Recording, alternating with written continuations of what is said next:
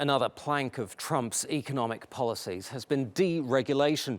He has now signed a measure to get rid of a rule guarding against corruption. The fossil fuel industry has long opposed the regulation, which required international oil, gas and mining companies to disclose payments to foreign governments. Arabella Munro reports.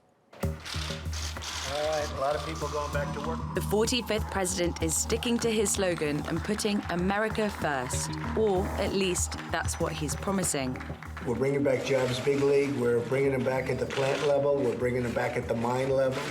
President Trump got rid of a Securities and Exchange Commission rule that was due to come into effect soon. It would have required energy companies to publicly disclose payments to governments made for the rights to extract oil, gas and minerals. That was a requirement of the 2010 financial overhaul known as Dodd-Frank, aimed at weeding out corruption in the energy industry. Supporters said it would help stop wealth in resource-rich developing nations from reaching government officials and the upper classes, and, in the process, make them more accountable. The measure was widely criticised by industry lobbyists, who said it's already illegal for companies to pay bribes and that this would add costs and put the US at a competitive disadvantage. Now, President Trump has signed off on removing the measure.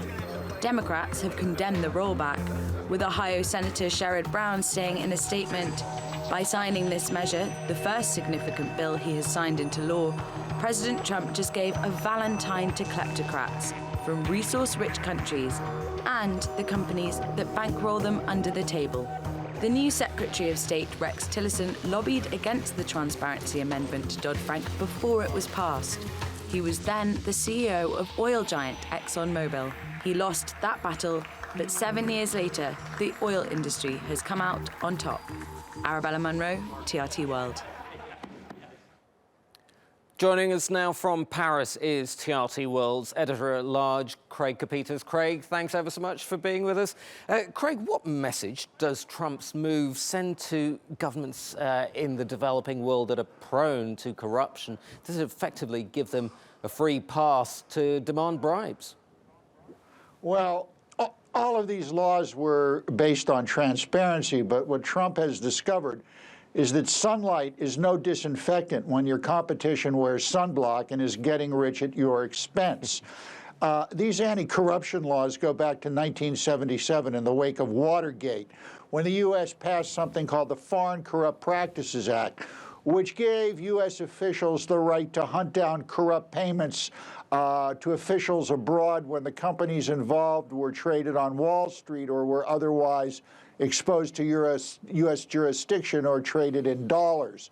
So what Trump has done here is he's drawn this back, and frankly, as are the OECD have adopted similar provisions, but the fact of the matter is OECD countries do not enforce them with the same vigor or frequency as the United States. Craig, let's focus on the energy sector for a second. How endemic is corruption in that particular industry, and what forms does it take?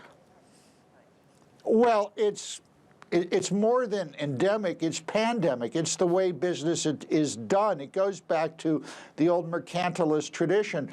A government or country everywhere outside of the United States has no problem in providing inducements to get deals done for its companies. In Russia, it's called blat or vzyatka. In the Middle East, you've heard the term bakshish.